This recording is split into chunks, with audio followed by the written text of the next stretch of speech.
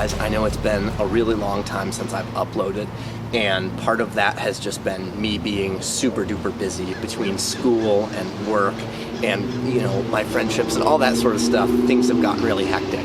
But I've been done with school for a little while now, and now I'm just sort of getting into the thing of career and all this scary adult stuff. But anyway, I thought I would make a little video about this new trailer that I've gotten, which I've had for long enough that I should have already made a video about it. But I wanted to show you guys kind of the new trailer setup and the ways that I'm trying to use this space. And I think that I'm using it a lot more effectively than the old trailer. So this is a 7-foot wide by 16 long trailer, although that does not include the V-nose. And so it gives you a little bit of extra space in the end there. Going from my 5-foot wide by 10-foot long trailer to this, I mean, it is a massive, massive difference in size. Not to mention the increased height. No longer have to worry about hitting my head. So why don't we go ahead and take a look inside and see what we can do in here. So I'm using these Kwikset smart key sets. The cool thing about these is you can buy as many of them as you want, and they all use the same key. They just have this little slot here that you put the key in, and then you put this little tool in, and it allows you to rekey them. So you could buy 10 of these, 20 of these, and you could key them all to use the same key. Pretty awesome.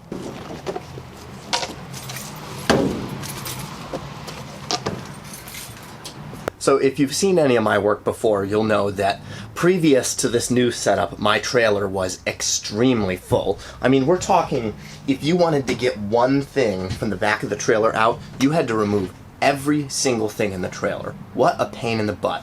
But now you can see I have this big aisle down the middle, which makes a huge difference to productivity. I can get any item in this trailer without having to remove any single other item, which is a huge, huge positive over the way that I used to do things. One of the things that I consider one of my very best new ideas is being able to hang stuff on the walls.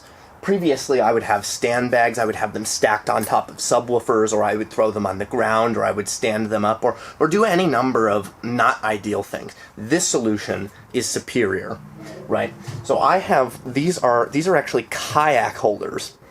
And so I have, let me show you here, pull this off of here. So basically what you're looking at here is some kayak holders, and this stuff is actually attached with these E-Track connectors. So if you look there, you can see that there is a ratchet strap, but they are special. These are auto ratcheting, auto latching, and they connect directly into E-Track, which allows them to connect to the E-Track that I have throughout my entire trailer. One of the things that you may notice as being new is these new drawer slides that I have. So these are Tough System boxes. This is a system that DeWalt makes. It would be similar to Milwaukee Packout or to Flex Stack Pack, or even the new Tough Built system that I think I'm going to replace this with. But I have a couple of different boxes here. Some of these are drawer slides, and in here I've got stuff like DI boxes and some in-ear monitor stuff. And then in this one below here, I've just got an assortment of 1/4-inch cable and adapters. Up here, I have all sorts of different PowerCon accessories, and these are sort of becoming my bread and butter. These are little PowerCon boxes. I think it was my last video, I made a video rating a PowerCon box, and I was extremely unimpressed with it. And so I started making my own boxes, just with, you know, standard receptacle boxes, and then they're just painted over. And I've been very happy with these. They're very, very inexpensive to construct. And I've made a couple of different kinds. Here's just a regular power strip that's been converted to take PowerCon to its input. And then I also store some tape in here, because why not? It's got to go somewhere.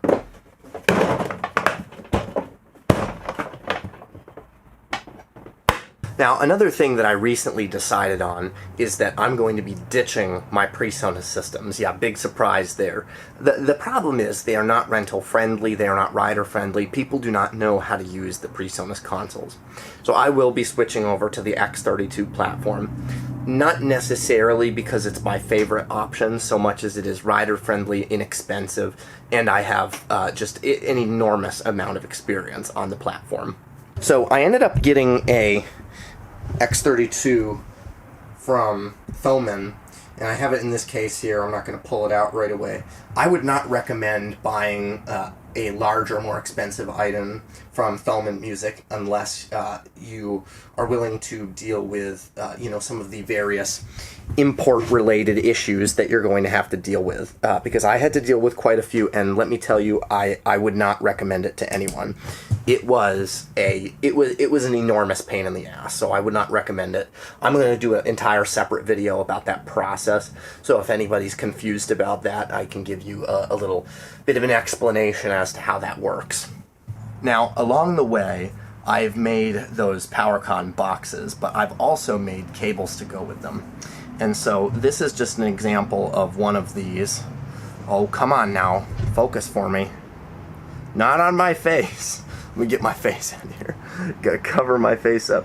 So these are the cables. You can see they used the newer PowerCon ends. The primary difference between this kind and, let's see, here's one of the older ones. If you can see them side by side. These newer ones actually have circuit breaking capabilities when paired with the newer panel mount connectors. And what that means is you can actually have a circuit that is actively providing power with this, and you can disconnect it, sort of like a PowerCon True 1. With the previous generation, you couldn't do that. The other benefit with these new ones is they actually use hex to tighten, or no, it's Torx. They use Torx to tighten down instead of Phillips, which makes them a lot easier to connect. On all of my cables, I have a tie, and then on either end, I have a heat shrunk label. There's that label on there. You can see I have it colorized, and it might be hard to see on video, but there's actually a printed label with my logo and with the length of the cable on there. And so that makes it a lot easier to stay organized, and I've used sort of a universal color code layout for all of my cable lengths for both PowerCon and for XLR. And now at this point I'm kind of making all my cables because it allows me to streamline my process and save a lot of money, because man, let me tell you, buying these cables outright is absolutely absurdly expensive. So there's a couple other new little goodies in here too that I didn't mention earlier. One of those includes these new lights, which I got from China, paid $500 or $600, and they took forever to ship, but they're great. I also got all of these new LD Systems Monitor G3 12-inch active monitors. And boy, let me tell you, these things are fantastic. I will definitely be coming up with a review of these soon because I'm not seeing a whole lot of these out there yet, but I'm very pleased with the performance for the price. So this is a closer look at some of the storage I use. Still, everything is in these Commander boxes. These are just regular Lowe's or Home Depot totes.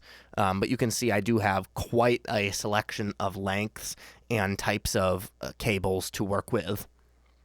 And this is just a general look at everything. You can see that there is a pretty solid aisle down the middle that allows me to roll anything out without having to do a bunch of reorganization or pull everything out every single time I want to get to something, which is awesome. So, hey guys, I hope you really enjoyed taking that little tour of my trailer. If anybody has any questions, feel free to leave a comment in the comment section below, and be sure to, like and subscribe and do all that bullshit. But just in general, I'm going to try to be back a little bit. It's been kind of the weather, how it is, and so I haven't been super busy. Felt like it was time to make a video, but I'd like to be a little bit more back. So thanks guys for watching, and stay tuned for the next one. Take it easy.